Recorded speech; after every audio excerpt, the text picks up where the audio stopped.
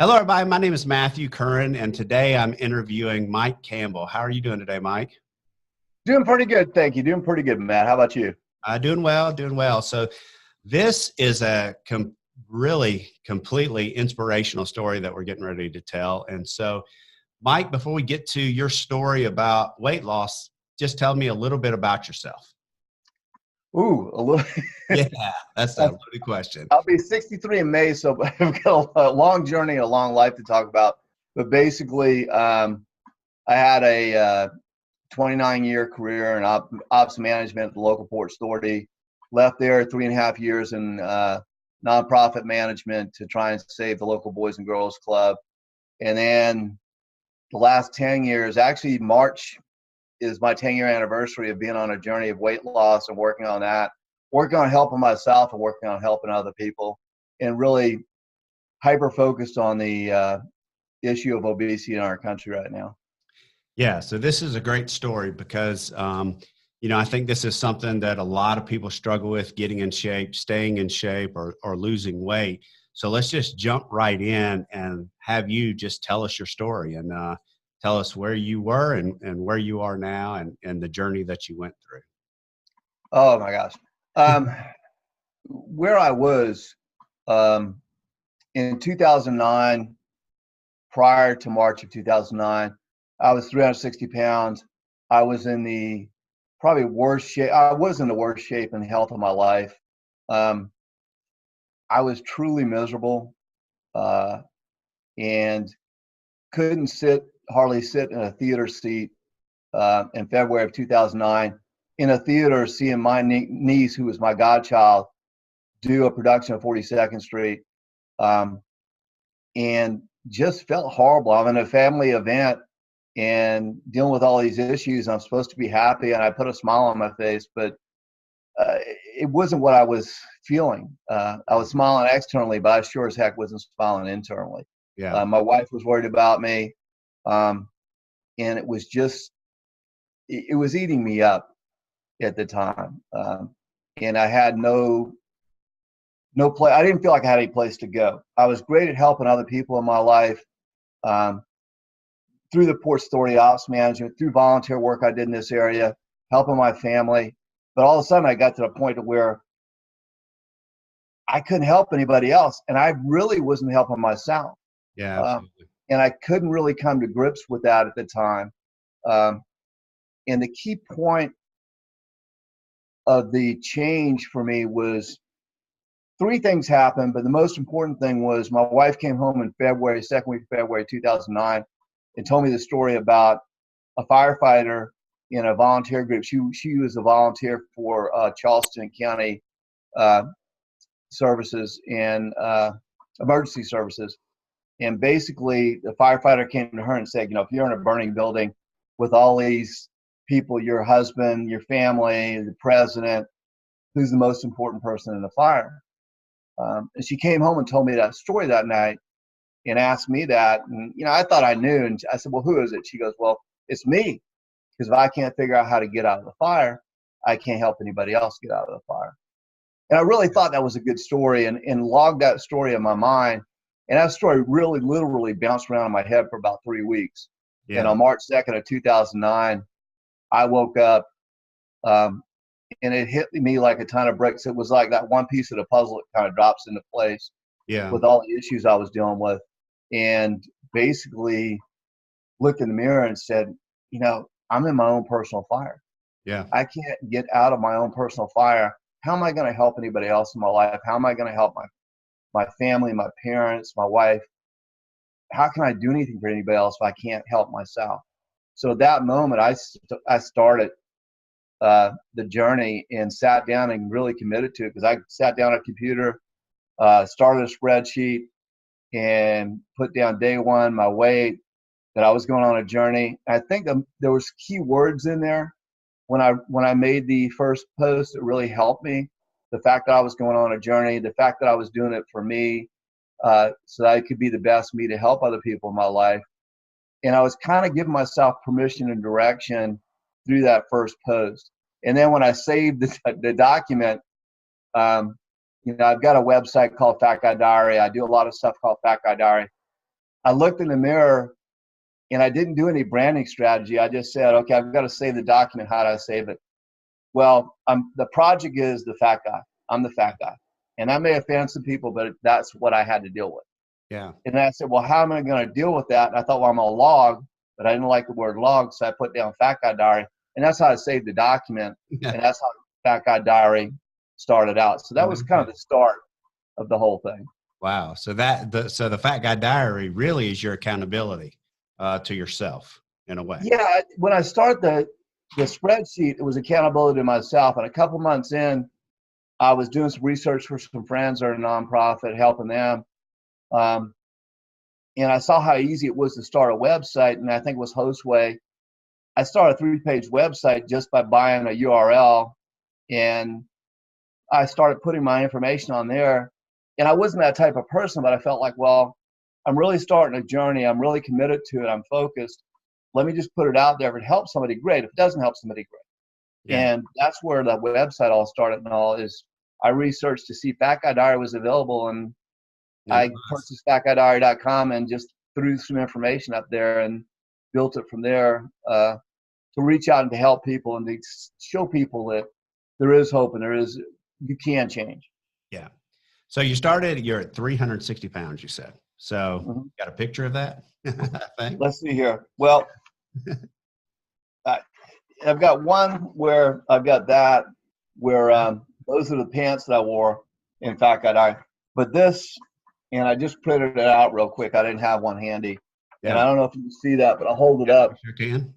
That's me on the big picture at 360. And that was actually a picture taken at the event.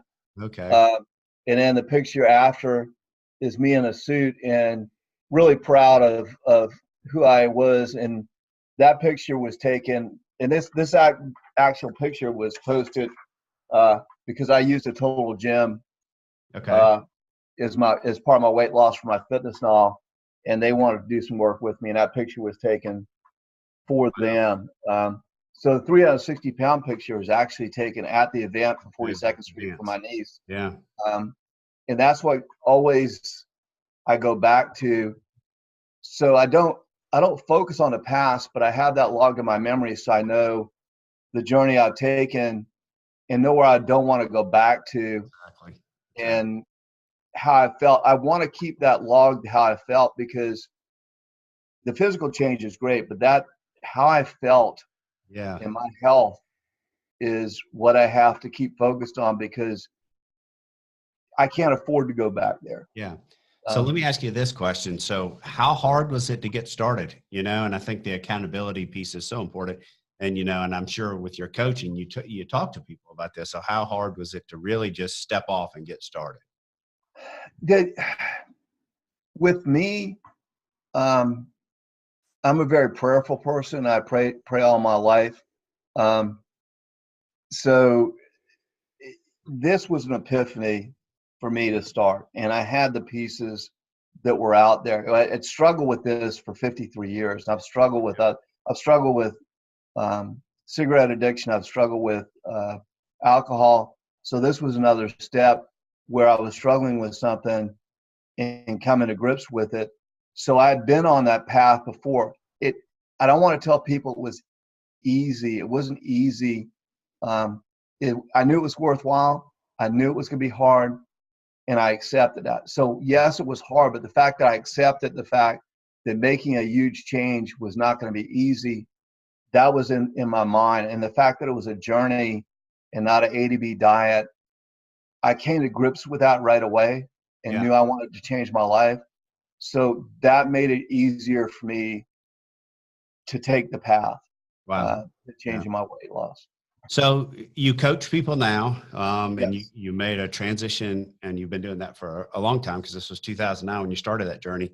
So let's talk about some of the things that you did. What did you do in that progress in that year or those couple years or year? It was 363 days, right? What did you do in that process that helped you lose 160 pounds?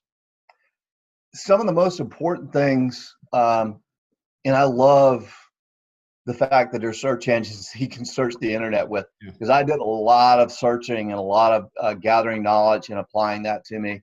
The spreadsheet that I told you I started was a huge deal because that made me accountable every day. Even though there's other apps out there now, you can use an app, I logged on that spreadsheet every day. And a lot of people probably won't believe this, but I logged on that spreadsheet for 3 years, not just the first year, but for 3 years, because I didn't trust myself. Yeah. And I still have to go back and look at it now when I hit those bumps. Is the logging is a big deal. Writing it down, the accountability to myself was a big deal. The second part, my water intake was horrible. And I talk to people all the time about water, and some people even look at me with a glazed look. It's like, well, I don't really drink water, or that's too hard. Yeah. You know, I wasn't drinking enough water when I started, and drinking half an ounce of water per pound of body weight a day is not easy. Wow. So I would take a 20 ounce glass and have it sitting there first thing in the morning, every morning, and pound it. That's what got me on the road to drinking more water. Oh, wow. Those things. And then the obviously people say, well, was it diet and exercise? Yes, it was diet and exercise. But to me, the most important part was the mental, getting your head and heart around it. And again, I think I did it, and a lot of people, is what diet's going to work. You know, Yeah. I've got nutrition systems that are going to work to help people. I'm going to coach you on that. But if I can't get your head and heart around it, it doesn't matter what you use. And so getting my head and heart around it was a huge deal, and focusing on that was a huge deal. I think you're exactly right. We were talking about that before, but everybody has to have a trigger or something that really makes them want to stick to the goal. And we were talking a little bit about that before we started the interview. And, you know, one of the things it's so easy to start something, but then, you know, like one of my things is sweets. I love cake. I love all those different things. And so Yeah.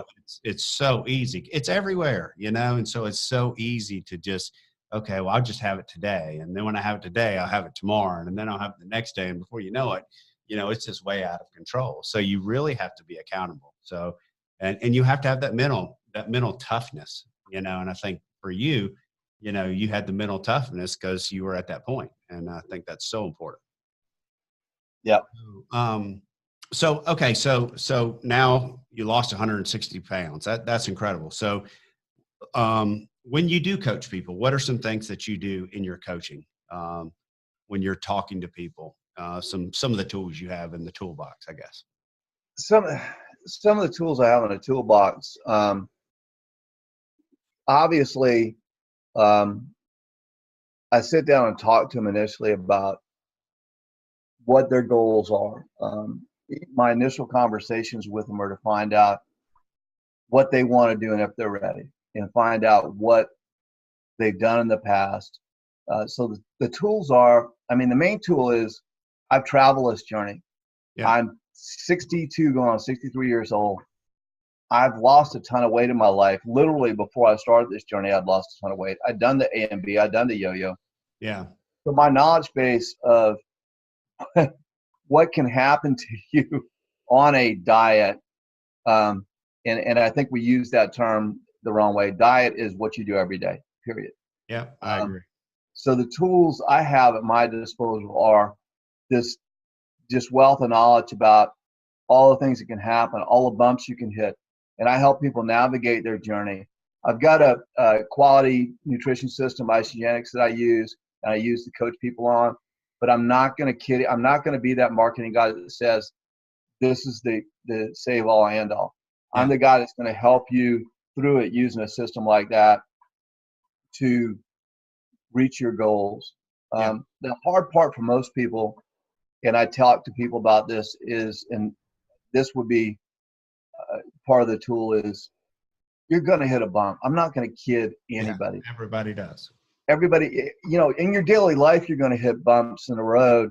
So what makes you think you're going to start a lifestyle change to lose weight and you're not going to hit a bump? Yeah. So what I specialize in is, please, if you hit a bump, text me, call me.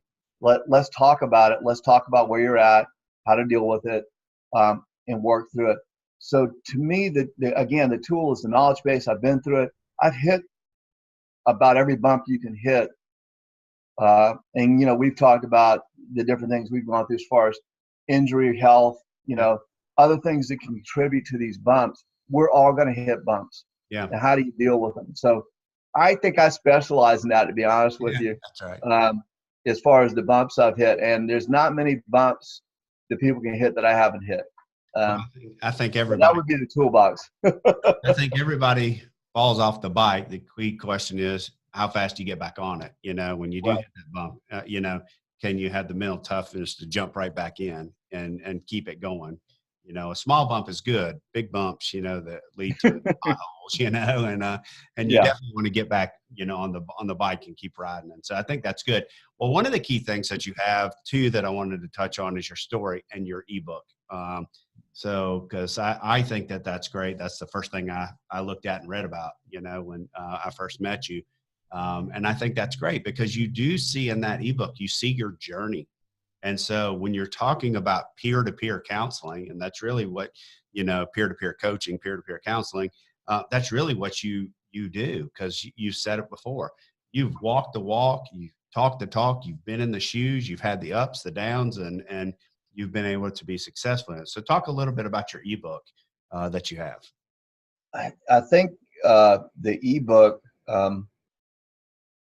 the funny part about it is I actually had somebody, because I was on a TV show promoting a local charity, and this person talked to me about my story and how it'd be great to write it. And I had been thinking about it, and I had somebody try and help me write it, and it was horrible. Yeah. And I just that person and I parted ways, and I sat down and I thought, well, I can write this. I'm not truly a writer, but I can write this. How do I do this? And basically I went back to how did I do my journey? And I looked at how am I going to help? I was great at helping other people. So how am I going to help this guy? And that's where the Fat Guy really came from, is that was the project. And I'm great at working projects, is how am I going to work this project? How am I going to help the fat guy? So when I woke up every morning, that's my thought process, is how am I going to help the fat guy? So the whole story is built on how did I help the fat guy? What tools did I use? What tools did I mean, we all have things in our life that we're good at. So I drew from things that I was good at in business, good at running a nonprofit. What are the things I'm good at? And I applied that to my journey. And that's what in my story I talk about. And that's how I basically coach people, is what are you good at and how can I help you apply what you already know and what I know to your journey to help you. Yeah. So the book is based around how do I help the fat guy. Wow. Yeah. That's so inspirational, again, because you can see, and we talked about this a little bit before we, you know, started the podcast, is that, you know, a lot of times people don't believe, you know, people will look at it and they'll say, there's no way, you know, and you told me right before that there's people still that say, well, that's not you, or, you know, there's no way that you lost all this weight. And you're like, well, hey, I'm right here, you know? Yeah. Isn't that crazy? That's funny. Yeah. So no, I think that's very, and again, when you're talking to people, because so many people go through the issues that you and I are talking about, that it's seeing that somebody else walked it in those shoes, that somebody else did it and succeeded. And then it's also that accountability piece. You got to hold yourself accountable and have the mental toughness to continue on. And I talk to so many people, you know, just about this particular topic right here. So I think it's great. So one, you need to read the ebook. That's of Mike's ebook, because it is really an inspirational story about where you were and how far you've come and all that, and how you have to continue to do it today. You know, it's not just, you didn't just lose 160 pounds and then just say, okay, I'm done. I'm gonna go back and doing, you know, what I used to do. So it's yeah. So you've had to change all over, which is good. So let's talk about a little bit about obviously, you know, Convene and how what we're working on and how you're going to be able to use Convene as a tool to help coach people and help people learn from the steps that you've done. Well, I mean, it was great running into Eugene and you and looking at what you're doing in this opportunity. To me, Convene gives me a better vehicle to share my story with people, and to develop communities where I can help people in different ways. And I'm just scratching the surface of how I can use this particular tool. I mean, Convene is a great tool and it has tools within it to help people communicate in just a myriad of different ways. And I think in our conversations, we're just scratching the surface with this. Yeah. So the groups I'm looking to do, not only do I want to help people individually, but I really feel in the back of my mind that there's ways that I can help use Convene and my story and all to help the obesity epidemic, and to combat that. So I'm looking at different ways to do that. And Convene just falls right into the niche that I need to get more information out there to people and to create communities to help people with their weight loss, not just one-on-one, within groups and all too. So there's so many things I can use Convene for right now. Sharing my story with people, sharing stories with each other about how we can travel our journeys. So I think you're exactly right. And I think one of the most powerful things, for you and your story and with Convene Health and Fitness and your group is that one of the things is when people come into that group, and you're saying it just how I see it, when people come in and they join your group, we use the thing, hey, this is like-minded people. So like-minded people can come together and, and whatever they're passionate about. Well, in this situation, when people join your group and they want to learn from you, they're also seeing that they're not alone. As your group grows and you're helping people, it's like you said, it's not just the one-on-one helping, it's a group helping a group and people helping people. And I think that's so important because, when you see that you're not walking this path alone and there's other people going through it, and there's a little bit of an accountability, where you can, learn from each other. And so I think with the group, the message boards and everything that's built into it, I think it's going to be great, for you. Yeah. So that's really exciting. So we've set up, your group in Convene Health and Fitness. That is going to be somewhere where people can go join. There'll be links within the blogs, podcasts here to your group. Also going to go out to Fat Guy Diary, and, to your website. But so inside of your group, tell some people what, kind of what your thoughts are. And, I know we got some experiences in there and we got your link to your ebook, but what else how could they interact with you in that group? As far as interacting with me in the group, obviously, I've talked about people can do messaging within the group. There'll be threads within the different experiences, within the different communities where we can set up to basically talk with each other, and the threads remain there for people to go back and view and to look at and see how the story is basically developed and questions that have been answered along the way. So that's one of the main ways.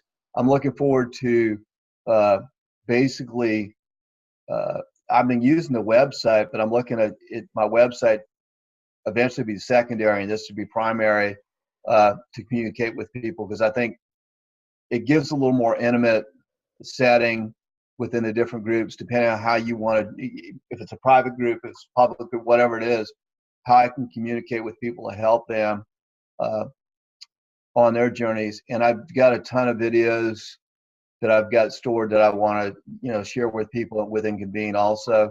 And I feel like the videos, and a lot of them I do in 60 seconds, help people to understand different little snippets of what I go through daily and what I go through that can help other people. So there's a ton of different ways I can help people.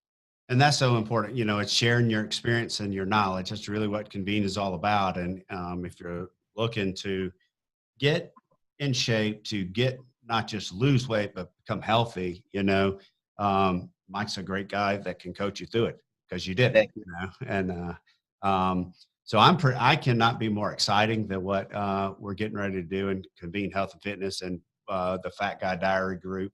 I'm definitely going to be a member of it and interact with it. Like I said, if you put a piece of cake in front of me, I want to eat it, and that's not what I need to be doing. Yeah. So I'm working through those same struggles just as everybody else is, and it's a lot of accountability. And I think the syllabus you can put into place about your journey, allowing people to go through your ebook and interacting and learning from one another, so important. Yes, So. definitely. And I appreciate the opportunity to be involved in this group and to be involved in Convene. I think Well, there's a lot of good things that are going to happen. Yeah, that's right. So Mike has also come on. He's one of the main advisors to Convene too, and he had some great ideas and that we've made changes just in the last couple of weeks based off of some of your ideas and your thoughts. And I think that's really, really helpful. I think one of the things is that, we want to simplify the process and make sure everybody understands it. And so you've really helped in that process. So I couldn't, thank you more for that. Thanks. So as we close, I just want everybody to know that, hey, Mike did it, and a lot of people don't believe it. I think that's crazy to me. So what are your words of advice? If somebody wants to get started, what would you tell somebody? Your main advice on getting started on that journey? Because it is a journey. It's a true journey. It definitely is a journey, is to look at it as a journey. If you're looking at it as an A to B diet, there's not a lot of success in that. I'll be quite frank with you. Look at it as a journey. And to also, you've got to make yourself the most important person when you're taking that journey. I sign a lot of things, and when I'm messaging somebody, last thing I'll put is take care of you, because a lot of times we forget whether we do it as an excuse or whether it's just we're so focused on other people. I was great at helping everybody else. A lot of us are great at doing things for other people, and we don't do it for ourselves. You've got to flip it and do it for yourself. So Yeah. that would be my main thing, is you've got to do it for yourself. When you make that decision, whether you want to continue the conversation or not, reach out to me and let's talk about it and see if I can help you along your journey to go in the direction you need to go. But really, the biggest focus is take care of you, because if you're in a fire where you need to lose weight or you need to change your health and wellness, you need to focus on you and how you're going to get out of that fire. Yeah. You're right. And so many people go through this, no matter what the addiction is or what the issue is, but you're right. And I'll say it one more time. If you have somebody, when you hit that stumble, when you hit that bump, to turn to, and that can help motivate you to get back on, the track, that is so important. And, Yeah.